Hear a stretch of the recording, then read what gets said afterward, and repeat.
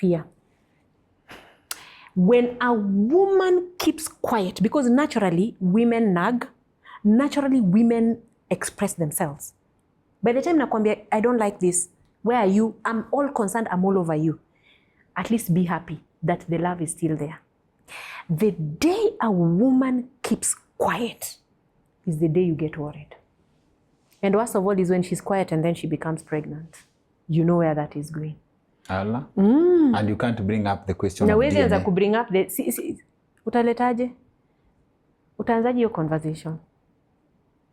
Then na wewe pia uko na wako huko nje. Utaanzaje? Because let us be fair here.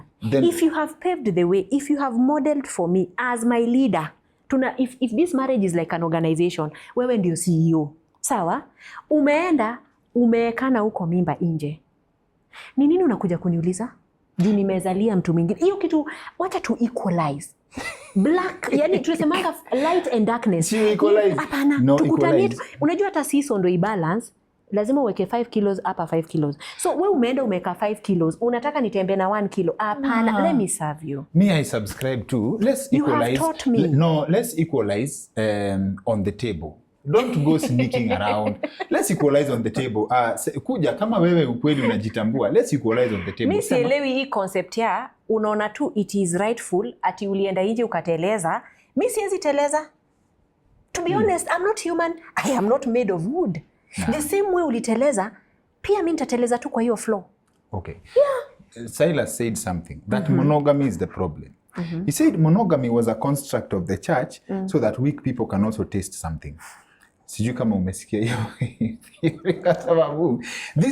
He says this is where the problem comes in because ideally in a polygamous setting, everybody, because apparently some people argue that you guys are more than us, okay?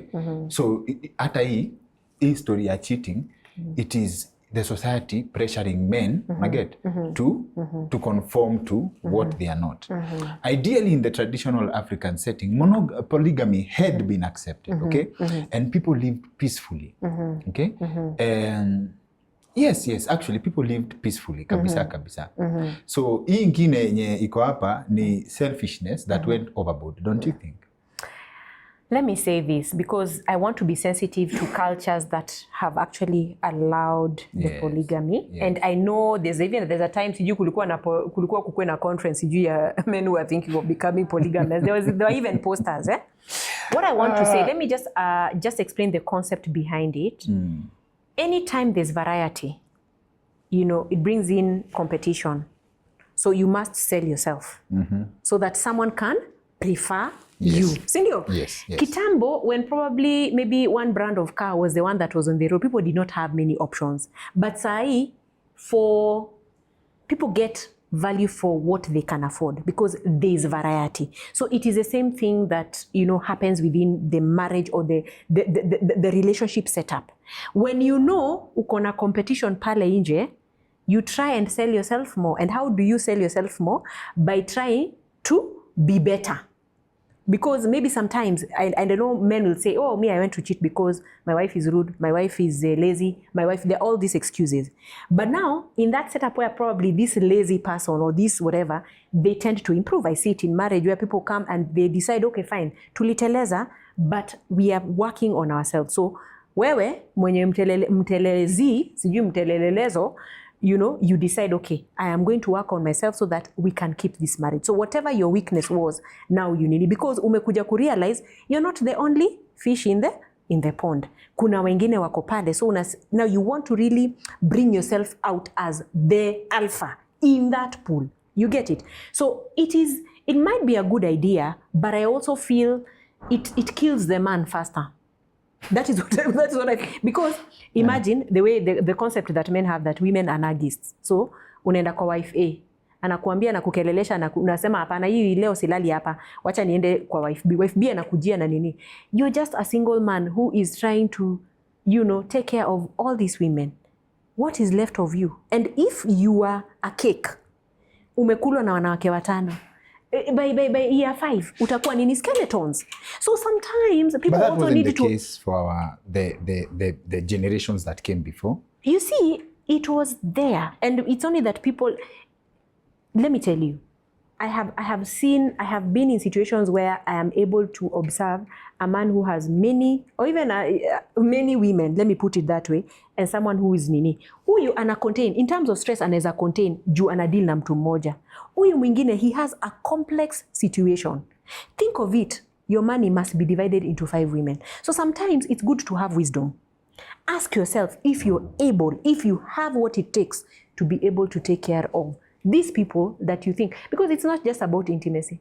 Utaweza ingia hapo ati because unajua mwingine ananitukananga sijui watoto. Okay, you will get someone to pamper your ego. But is she coming with other demands? Yes. Atakuzalia watoto 5. Ule mwingine alikuzalia 4. So by the end of the nini, you have 50 children. Na unasema the world is standing against you. No. It is your mind. You did not want to deal with this one wife, this one problem that she brought. You decided you're escaping. That is what we call escapism, where you try to deal with issues by running away from them. So you run to wife number 2, anaanza zake after a few years, unaenda kwa until pale umesikia limited. And then one day, you're asking your children, you're who? From which wife? Okay. You understand? So people need to have wisdom in how they want to deal with issues. It is not about fashion. It is not about pressure. It is about you as an individual. I will say this, and allow me to put this on the table. I own a rehab, okay?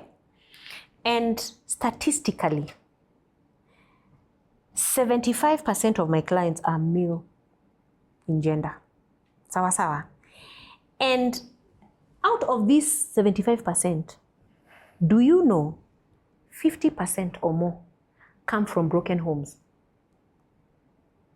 They come from broken homes. Like the trauma happened where these parents parted ways. Na huyu mtoto sasa akaingia kwa drugs and they will tell you it is because of 1, 2, 3. The day they open up, they will tell you it is because of 1, 2, 3.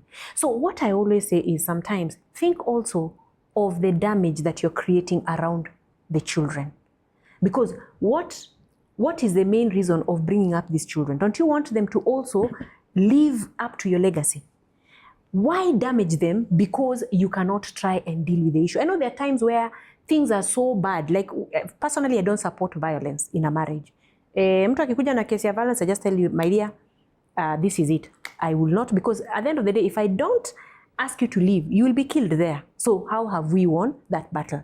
So at the end of the day, let me tell you, Dr. Kingori, lazima watu wajifikiririe. Start from the point where you want to get into the relationship. Create your own vision and your plan, okay? And know why you are in that relationship and what you want out of it. And if you want children and you want these children to come out and turn out well, you must learn to have mental muscle. And how do we get that mental muscle?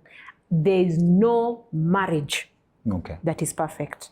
There's a time I was invited in another whatever and I talked about myself. How many times I had been parking. Siku moja my dad aliniambia, in fact the first time nilipark, aliniambia umekuja hapa kufanya nini? Na vile ulitoka hapa na sijui limo. Unajua mpaka sasa napewa heshima because this was the biggest wedding in this place. So vile utafanya utapark utarudi kwako. That was how us guys were. You know, you could not leave a marriage. And the more I was shaped to know that I can deal with my problems, the more I have heightened my ability to look for help in the right places. Okay. Where are people currently looking for help? In those male groups. Wewe uko damaged, umeenda umekaa na sijui Simon na nani, who are equally damaged like you. How will you help each other? You will just start talking about how all these women are toxic. Hiyo ndio itakuwa topic. But let's replay this. What if you did not go and sit down with these other damaged men and you went and sat down with a shrink?